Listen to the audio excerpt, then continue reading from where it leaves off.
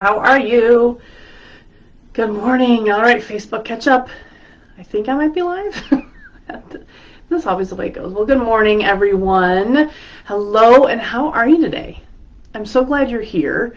Glad that you've been able to join me when, of course, if you're joining me live, make sure to say hi. If you are watching on replay, make sure to say hi in the comments. I really like to see who's actually watching this and who wants to, or who's getting something from this. If you're hearing something I'm saying that sounds particularly interesting or really hits you, put that in the comments too. I just love to know what's resonating with you. So if you're not familiar with me, if you're new, we've had some new people added to our page recently. So if you're new to Lone Orange, welcome. We are certainly glad to have you here. My name is Tiffany Huckelman, and I'm the founder of Lone Orange. And me and my team love to help solopreneurs grow their businesses beyond themselves. We specifically focus on branding and systems, and that all comes together in a lot of different ways, and all of that interplays together. So I really love to help focus helping especially solopreneurs, because we're in business for ourselves, we're passionate, we're mission-minded, we're serving our clients really well, and sometimes we just need to be able to kick it up a notch. And so that's what I love to help people do. I've done it myself as a business owner. I have a team I love now, even though when I got into business, I didn't want a team. So I've come a long way, and I want to help show you that way. So the thing that we've been talking about for the last, let's see, this is week 5, is the client journey mapping. And this is a process that I started talking about 5 weeks ago. I will put all the links to those videos in the comments below when I get done with this. But so there's a 5-part series, and we talk first about why this is even important and the value of creating your client journey. Not only relieves stress for you, because now you don't have to rethink what you're doing for clients every time you have a new client, but it also instills confidence in your clients so that they know that you are going to solve their problem, that you're going to help them solve their problem. And it also drives loyalty and referrals, because those clients become raving fans and they can't wait to talk about you more to their friends and send you the right kind of referrals. So today is part number 5 of the series. It's step number 4 in this client journey mapping process.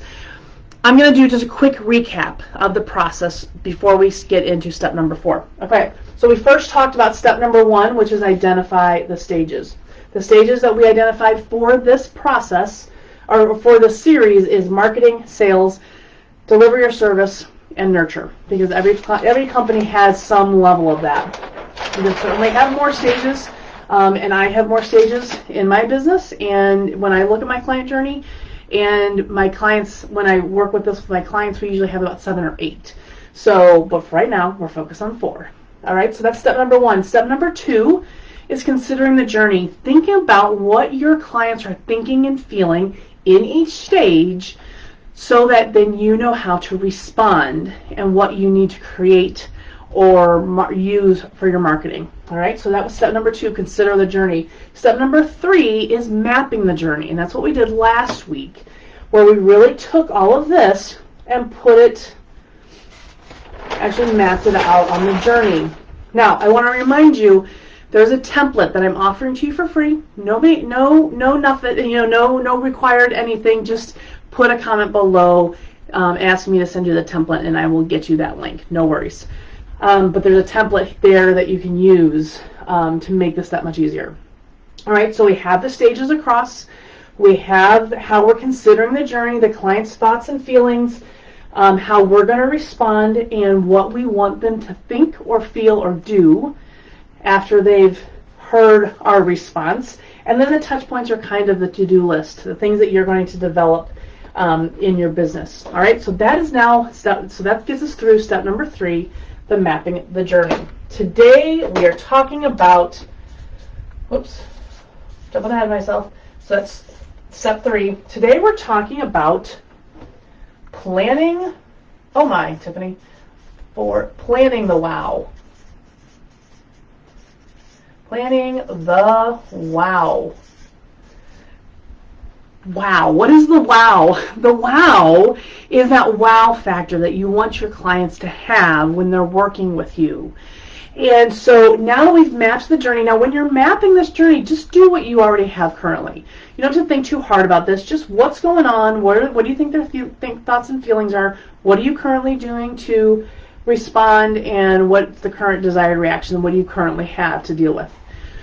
Then we go back and look at step number 4, which is planning the wow. This is just taking all of this up a notch.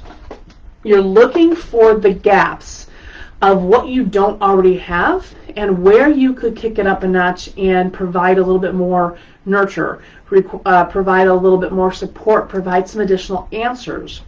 Now, planning the wow does not mean it has to be something grand and big and over the top, because the gold in this process is in the details. Let me say that again. The gold in planning the wow is in the details.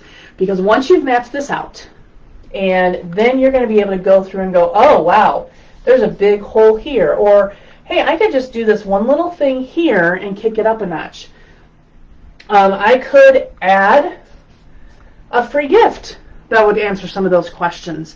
So we're now looking for those little things that we can put in there that really create that wow experience, where your clients really get the response to their thoughts and feelings that they need to feel like you've totally got their back, that you have thought of everything, that you've anticipated their needs, that you're in their head, and you have thought about what they needed before they even knew they needed it. That's where the wow factor comes in. That's where your clients become wowed, so that they go talk about you to everyone, send you referrals, and they become the loyal fans, the loyal raving fans. So this process, again, the planning the wow doesn't have to be anything grand and glorious. It doesn't have to be anything big or expensive. It just has to be intentional and thoughtful and paying attention to what your clients are going through in each stage, each of the stages that they're in, and how you can best serve them. And this wow is going to help them feel extra special and feel extra taken care of. That's all the wow is. Now, I say that, it kind of sounds like I'm brushing it off, but it's a super important step in this because it gives you that extra thought. Just let's set an example. It's very easy when a client is done working with you. They come to the end of your program, or it's the time of actual service and delivery is done.